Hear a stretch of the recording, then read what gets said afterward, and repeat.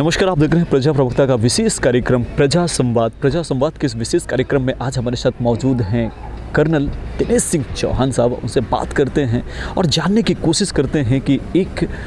युवा के लिए सुरक्षा कितना महत्वपूर्ण है और सुरक्षा के साथ साथ हम जब देश की सुरक्षा करते हैं, देश की सुरक्षा के लिए आगे बढ़ते हैं, उसमें आर्मी का कितना महत्व होता है, अनुशासन का कितना महत्व होता है, एनसीसी का कितना महत्व होता है। हमारे साथ मौजूद हैं सर, बहुत बहुत स्वागत है हमारे इस विशेष कार्यक्रम में आपका। सर, आपको क्या लगता है कि सुरक्षा के लिए, अनुशासन के लिए और ख़ास तौर से हम आत्मनिर्भरता की बात करें या देश की सुरक्षा की बात करें, कितना महत्व होता है एनसीसी का? जैसा कि आप देखते हैं कि जो नेशनल सिक्योरिटी की या हम राष्ट्रीय सुरक्षा की जब बात करते हैं तो जैसे हर बदलते दिन के साथ में थ्रेट परसेप्शन जो है, जो रियल लाइफ का डेंजर है, हर शहर, हर कस्बे और हर प्रांत में बढ़ता जा रहा है। लेकिन जो देश का युवा है वो उसको जागृत रखने के लिए और देश की आंतरिक सुरक्षा, इंटरनल सिक्योरिटी या होमलैंड सिक्योरिटी यदि मैं कहूँ, उसका जिम्मा कभी से एनसीसी जैसे डिपार्टमेंट की गुणवत्ता को मद्देनज़र रखते हुए,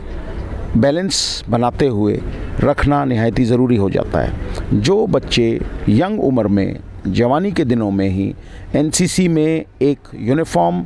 धारण कर लेते हैं और उनको देश के प्रति national integration,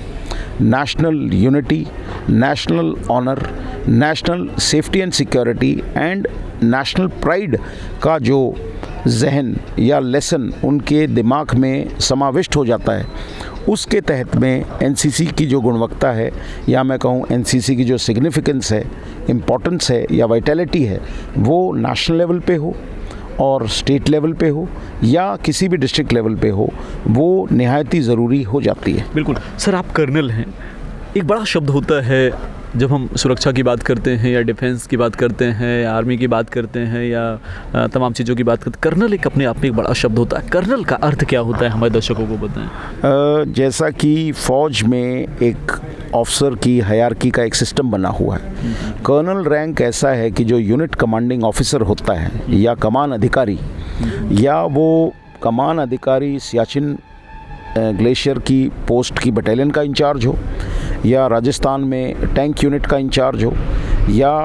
Pokhran field firing range में आर्टिलरी तोपखाने का कर्नल इंचार्ज हो, कमान अधिकारी हो, या नेवी का हो या एयरफोर्स का हो। ये ग्राउंड पे जो ट्रूप चलता है, जो ज़मीन पे किसी भी बटालियन का नफ़र होता है, 1000, 1200, 1600 आदमी का लेते हुए, वो बंदा ऐसा होता है जो कि मुख्य धारा हायर हेडक्वार्टर का जो आदेश है उसको ग्राउंड पे किस प्रकार से फलीभूत करवाना है, वो दायित्व जो है कमान अधिकारी या किसी भी कर्नल का होता है। तो ये एक अपने आप में एक बहुत इम्पॉर्टेंट पोस्ट है जो कि तकरीबन एक्टिव आर्मी फाइटिंग यूनिट्स में 16 से 18 साल पे मिल जाता है। बिल्कुल। और जैसे जैसे हमारी सीनियरिटी और सर्विस बढ़ती है, अब एनसीसी में जो कर्नल्स आते हैं वो तकरीबन 22 से 26 साल की सर्विस ब्रैकेट के रहते हैं, क्योंकि उनके पास प्रीवियस आर्मी का जो पास्ट एक्सपीरियंस है, यूनिट लाइफ का, यूनिट कमांड का, वो सारा फील्ड फॉर्मेशन में या एक्टिव फॉर्मेशन में ख़त्म हो चुका होता है और बच्चों के साथ अब वो अपना मैच्योरिटी का एक्सपीरियंस शेयर करने एनसीसी में आते हैं। बिल्कुल। एनसीसी का मतलब सर हमारे दर्शकों को बताएं कि एनसीसी का तात्पर्य क्या होता है, एनसीसी के उद्देश्य क्या होते हैं और किस तरीके से सुरक्षा की जो एजेंसियां होती हैं, जो तैयार करने वाले जो अग्निवीर होते हैं, उनके लिए एनसीसी क्या करती है? नेशनल कैडेट कोर जो है, राष्ट्रीय कैडेट कोर जो है, उसका मेन मकसद है कि ग्राउंड लेवल पे किसी भी ग्रामीण परिवार के बच्चे को यूनिफॉर्म फोर्स के लिए बेसिकली तैयार करना। जब वो बच्चा जूनियर क्लास में है, मिडिल क्लास में है, 8वीं कक्षा में है, 10वीं में है, 12वीं में है और ग्रेजुएशन फाइनल ईयर में, उस बच्चे को थोड़ा सा मिलिट्री वैल्यू समझाने के लिए, थोड़ा सा उस बच्चे का व्यक्तित्व का निखार करने के लिए एनसीसी की जो इम्पोर्टेंस है या जो एनसीसी की प्लेसमेंट है, शहडोल में हो या जबलपुर में हो या भोपाल में हो या दिल्ली इंडिया गेट पे हो। इस तरीके से जो एनसीसी का बेसिक मोटो है वो देश के युवा को चैनलाइज करने का है, उसकी एनर्जी को टैप करना है, उसको सही दिशा निर्देश देना है और उसको प्रैक्टिस करवा के निरंतर अभ्यास से अग्निवीर के लिए इस प्रकार से तैयार कर देना है कि वो बच्चा बगैर किसी दिक्कत से अग्निवीर में सफल तरीके से अपना स्थान प्राप्त कर सके। मैं बहुत गर्व महसूस करता हूं आप लोगों के साथ शेयर करने के लिए कि पिछले 2 साल में तकरीबन हर छठे महीने में मेरे 6 लड़के अपनी ग्रेजुएशन करके अग्निवीर में through Jabalpur ARO army recruiting officer के तहत पिछले 2 साल से मेरा बच्चा अग्निवीर में समाविष्ट हो रहा है। तो सर आने वाले समय में किस तरीके से रोड मैप हैं, क्या मास्टर प्लान होंगे एनसीसी के, क्या एक नया वर्जन होगा देश की सुरक्षा के लिए या बच्चों को तैयार करने के लिए, किस तरीके की आने वाले समय में तैयारियां हैं, किस तरीके का प्लान है? जैसा कि 6 महीने पहले राजनाथ सिंह डिफेंस मिनिस्टर जी ने अनाउंस किया है कि पूरे भारतवर्ष में तकरीबन 3 से 4 लाख एनसीसी का जो है विस्तार होगा, जिसमें कि इंडिया का रिमोट से रिमोट एरिया जो है, दूरगामी जो इलाका है और जो नदी नालों से या पथरीले पहाड़ों से कटा हुआ इलाका है, वहाँ तक भी एनसीसी की पहुँच और पकड़ जो है मुनासिब की जाएगी। रोड मैप की जो गुणवत्ता एनसीसी अभी अपने लिए बनाए हुए है next 5 years down the line, वो इस प्रकार से है कि तकरीबन 18 से 20 लाख बच्चा पैन इंडिया पूरे भारतवर्ष का एनसीसी यूनिफॉर्म को धारण करे और देश की सिक्योरिटी के लिए जो है तत्पर तैयार रहे ग्रेजुएशन लेवल पे ही। इसमें से जो बच्चे ग्रेजुएशन लेवल के बाद वेदर आर्मी का अग्निवीर है, स्टेट लेवल की पुलिस फोर्सेस हैं, पैरामिलिट्री फोर्सेस हैं, BSF, CRPF, ITBP या कोई और बेल्ट सर्विस है या जो रक्षा शक्ति यूनिवर्सिटीज़ हैं या इंडियन डिफेंस यूनिवर्सिटीज़ हैं, इनमें बच्चे आने वाले समय में जैसे जैसे देश तरक्की कर रहा है और डेवलपमेंट की ओर अग्रसर हो रहा है, एनसीसी अपनी बेसिक ट्रेनिंग के मार्फत इन बच्चों को इस लेवल के कैलिबर का तैयार कर दे और इनका कैलिब्रेशन चेक रखते हुए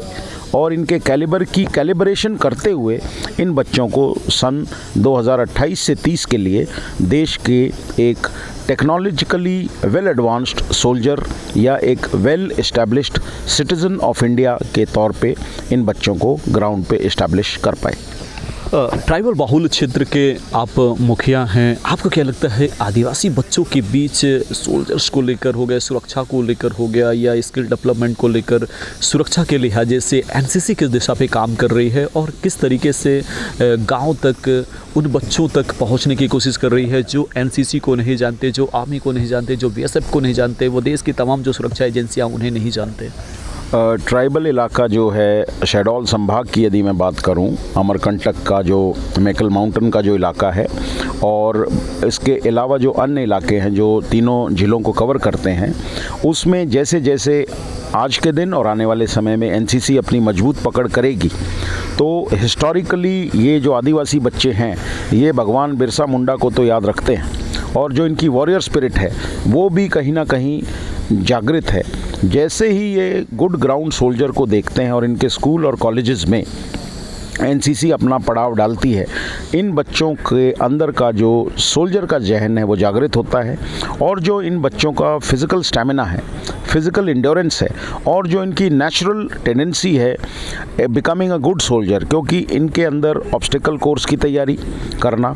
इनके अंदर गुड फायरिंग का कैलिबर और सबसे बड़ी बात लॉन्ग डिस्टेंस रनिंग जो कि एक मिलिट्री में एक लॉन्ग स्टेमिना की ज़रूरत है, वो स्टेमिना इन बच्चों में बॉय हो या गर्ल हो कूट कूट के समाविष्ट है।